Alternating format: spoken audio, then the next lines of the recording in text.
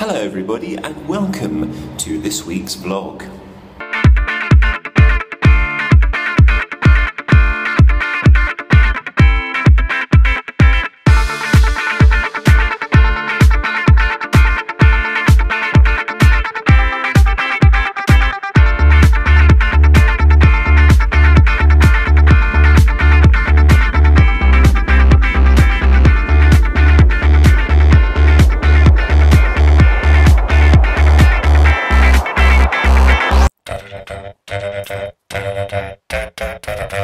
It's turned out that some of the many missing episodes of 60s classic Doctor Who have turned up in Nigeria at a television station, 9 in all, which is an impressive haul.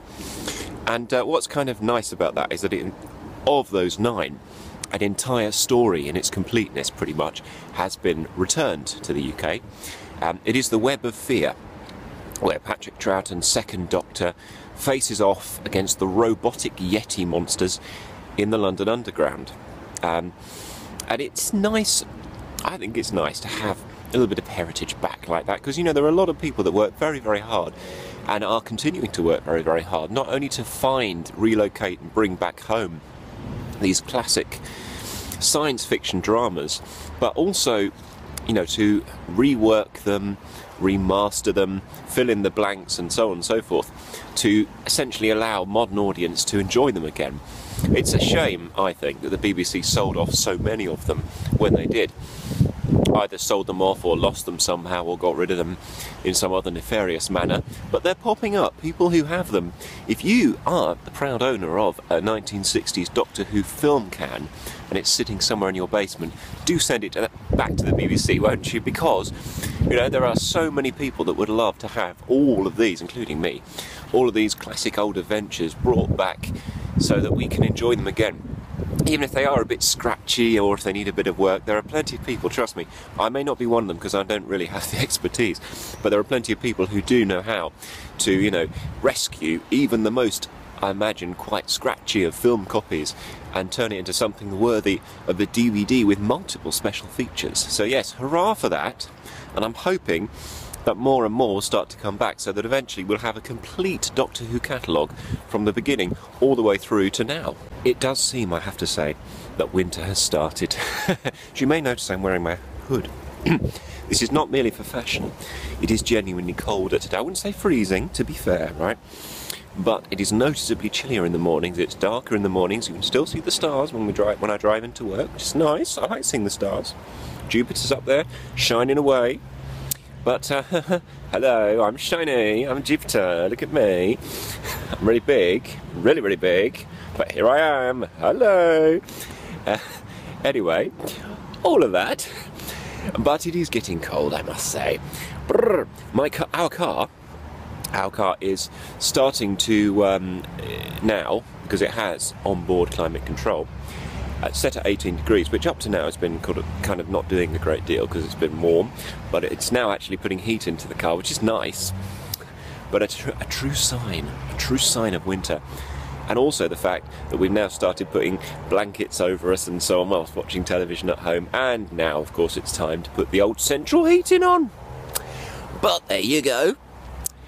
I'm not complaining because I like this time of year too, because everywhere you go there are lots of pretty autumn leaves everywhere. I know they're dead leaves, but there's something sort of quite nice about it, I think. Make sure you want to curl up by the fire with a mug of hot cocoa and a hot sausage sandwich. There once was a man called Jackson Galaxy. Jackson Galaxy was a musician, but he was also a friend of all cats. So much so that he had his own television programme called My Cat from Hell, in which he went into the homes of ordinary people with ordinary cats with ordinary problems and helped them to sort their behaviour out. I'm not making that up, that is a real programme, it's quite charming really, on Netflix, called My Cat from Hell, with this guy who is like a biker dude who plays music, and he basically is a cat whisperer, let's put it that way. He goes and helps people whose cats are, shall we say, a little bit wayward, and it's not, the thing is, it's never the cat's fault so much as certain aspects of their environment that they need to have a certain way. Let's not forget, it makes you realise as well, cats, as well as being cute and cuddly, are, after all, wild at heart. And as I read once in a book, cats are lovely and cuddly and cute, but mind the teeth and claws. And it's true.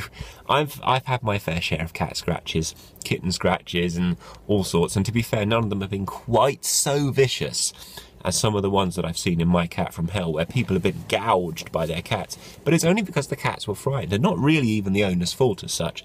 A little bit of imaginative feng shui, giving the cat somewhere to jump up onto, and it's amazing how much of a difference it makes. We are fortunate though, and our cats are both very good-natured, gentle creatures, and although they may play fight, they never really do anything. They're not trouble, you know what I mean? Most cats aren't, I don't think. On the other hand, if we had a lion or a tiger, it might be a bit difficult to keep the house intact, if you know what I mean. It's time to share more of our American adventure with you, and today's treat is a true gem of a place. Tucked away on the edge of Death Valley National Park, about 4 miles from the nearest main US highway running from Las Vegas to Reno, is the little town of Rhyolite. Well, it would have been a much bigger place had it grown during the gold rush. But basically what it is now is an extraordinarily authentic, really quite atmospheric ghost town, right in the middle of the scorching desert, which makes it probably one of the most movie set-like places that we've ever been to. So, well, I'd like to officially welcome you to the town of Rhyolite, or what's left of it. This is a proper old quaint ghost town, pretty much. Left as it was since, I believe, the 1900s, when it was abandoned because there was a gold mine near here in these hills, in the middle of the desert, and it brought people flocking to this place. It was going to be a big, major town. Even at one point, they were going to build a railroad here. There's even a depot further up there where the line would have gone, but time has long since abandoned this place, and now it's a rather sort of characterful relic, if you like, rather charming at the same time, stuck out here in the desert all on its own. And it's quite eerie actually, walking through here, but in a good way. Because there's nobody here but us, nobody lives here anymore. It's just a sort of shadow of what it could have been, I suppose. This here is Tom Kelly's bottle house, and it's complete with lots of quirky art, as you can see. Lots of nice glass set into concrete. I think that's what it is anyway.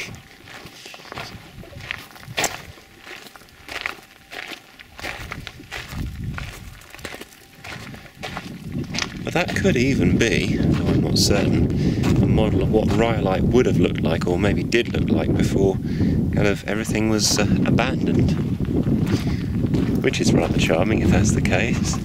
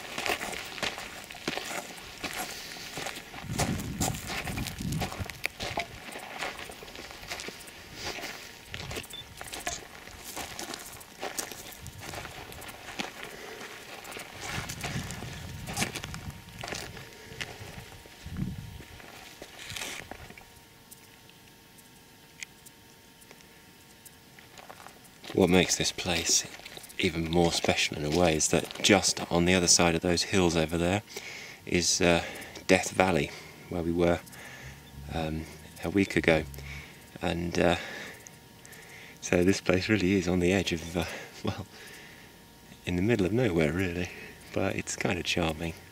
Hot, obviously, but fascinating nonetheless.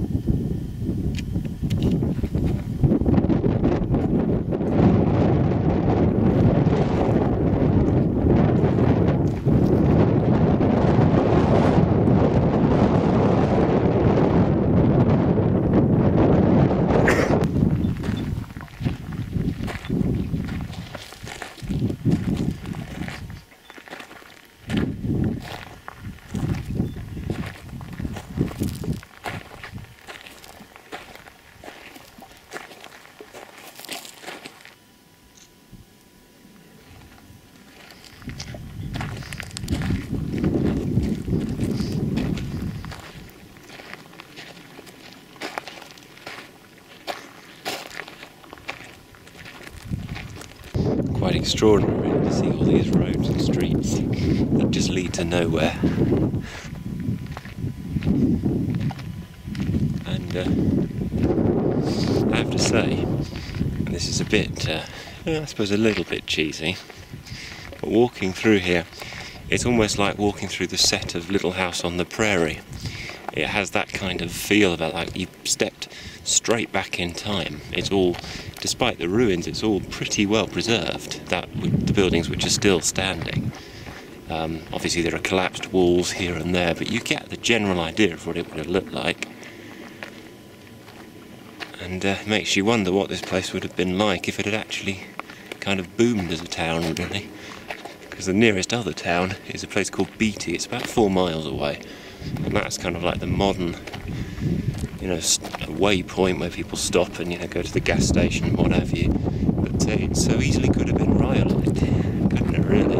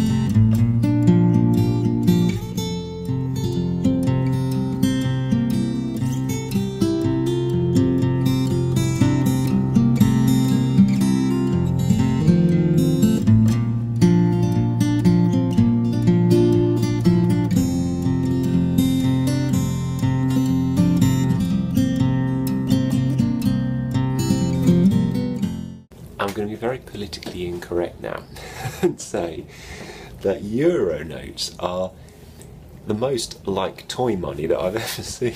Euro notes, they have this sort of, you know, when I was young I used to have this kind of play toy bank set thing. I suppose it was designed to introduce the concept of fiscal responsibility to young people. And then amongst this there were plastic coins, but there were also notes which had Bank of Toy written on them.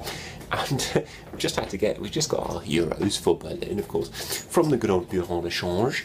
And looking at the euro notes, especially the €5 note, it does honestly look like Toyland money. I know it's not. It's very colourful money, I will say that. Euro notes come in all different colours, and they do have that rather cool €2 coin which has the silver bit with a chip in the middle and the outer ring of gold. So in design terms, they are quite funky. The thing is, when euros first came out, which was a long time ago, I was actually in Germany at the time, and I remember there was a period of moving over from the Deutschmark to the euro, and there was a time for about a couple of months when people were accepting both currencies, and I remember the very first day of the euro going to a cash machine in, I think it was Friedrichstraße station in central Berlin, and getting, I think, €20 or some such amount. And I go, well, look at this, I've got new money, first time it's ever been used in Germany. Getting ridiculously excited over a bit of, over a bit of paper really. Admittedly a quite valuable bit of paper, but there you go. Well, that's all we've got time for today, I'm afraid, but thank you very much for watching as always. We'll see you again in a week's time, and until then, whatever you do, please do take care of yourselves and have a fantabulous week. Ta-ra for now.